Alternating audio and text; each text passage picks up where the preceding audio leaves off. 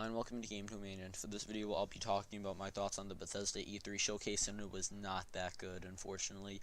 Pretty much all the games they showed were just new modes for old games, or a VR version for Doom and Fallout 4. Yeah, I do agree it is interesting that they're doing that, but is it really something that they should try to make the main focus? I don't know if I don't know if I would say that's the main focus, but still there was a large focus on that.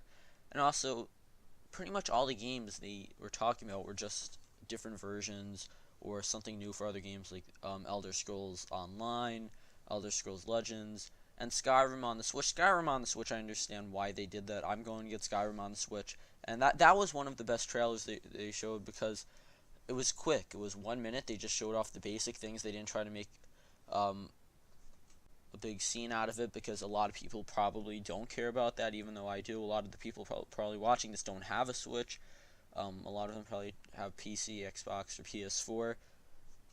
Could be wrong, though. So it is interesting that they did that. And the only new games we're getting are Wolfenstein 2, The New Colossus, which looks really good, and The Evil Within 2. Quake Champions, it's not released yet, but we already know about it.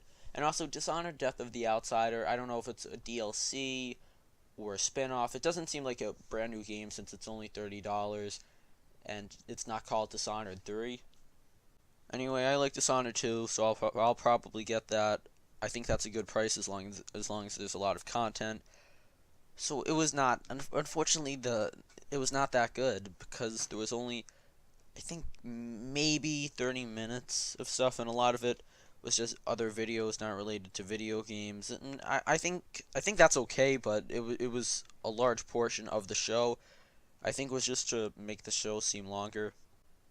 And they showed way too much Elder Scrolls Online and Elder Scrolls Legends, in my opinion. I think that was wasn't that interesting to me, but I understand why it is interesting to other people. But still, they talked about it for a long time. Now I'm going to talk about the new games because there isn't really that much to talk about other than that, except for Fallout 4 and Doom VR, which I'll admit are very interesting. I have Fallout 4, I do plan on getting Doom, and something that I don't believe was announced, but it's confirmed. It wasn't announced at the showcase, is that the games cost $60. Yes, they cost $20 if you don't want to buy the regular version, and $60 in VR. It's not like if you have the game, you just get to play it. If I ever got an HTC Vive and I wanted to play Fallout 4 in it, I have Fallout 4 on Steam, so I wish I could just use that version of the game, but I would have to buy a new version. I could be wrong. I'm pretty sure I'm correct, though. If I'm wrong, please let me know in the comments. So, you would have to buy $60. I mean, I would understand if it's $30 since it's in VR. Maybe 40. I think after that, that's just going too far for a game that's fairly old. I mean, it's not really an old game, but when you think about other games now, how many games there are, it's about 2 years old, about a year and a half old now. So I think charging $60 for that is ridiculous. I think maybe if you have the game, then you should at least get a discount. Okay, so on to the new games. Dishonored Death of the Outsider. We really didn't see that much, but it looks good. It looks like another good Dishonored game. Next game is The Evil Within 2. I'm not really into the series. I don't like to play a lot of psychological horror games. I'm guessing that's what it is. I didn't play the original. So I don't know if I'll be getting that. Wolfenstein 2, The New Colossus, I think was the best thing they showed by far at the showcase, and I mean there's not even a close second because it's a brand new Wolfenstein game. The graphics looked really good, which I don't think makes it better, but it was still a nice add-on to it. So I guess yeah, it makes it better, but it doesn't make the game better. The story looked very interesting, and overall the gameplay looks really fun, and it looks like it's going to be very interesting. I really don't have anything else to talk about in this, and Bethesda made that happen because they really should have showed off more. I'm sure they have more games in development. They have to have more games in development for 2018.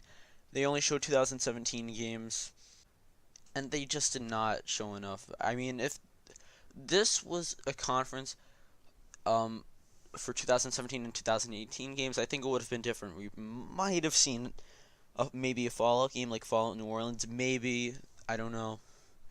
And something I was actually really surprised is that that space game, I can't remember what it was called, that was rumored, wasn't announced because they had that space theme. If you were watching, like they had the stars. I was really surprised. I thought, okay, yeah, they're going to announce this at the end of the show because that's what most game companies like to do. They like to announce the biggest thing at the end of the show. Like Nintendo announcing Smash Bros. At the end of 2013. That was one of the biggest things that year of E3.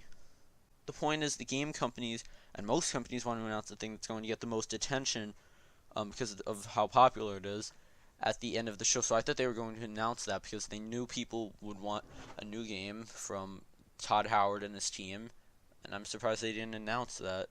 So overall, it was not good E3. I mean, still watch some of it. Just watch the trailers. Don't go. I wouldn't recommend watching the actual showcase. Just watch the trailers you're interested in. Anyway, thank you for watching. Let me know your thoughts on the Bethesda press conference in the comments. Bye.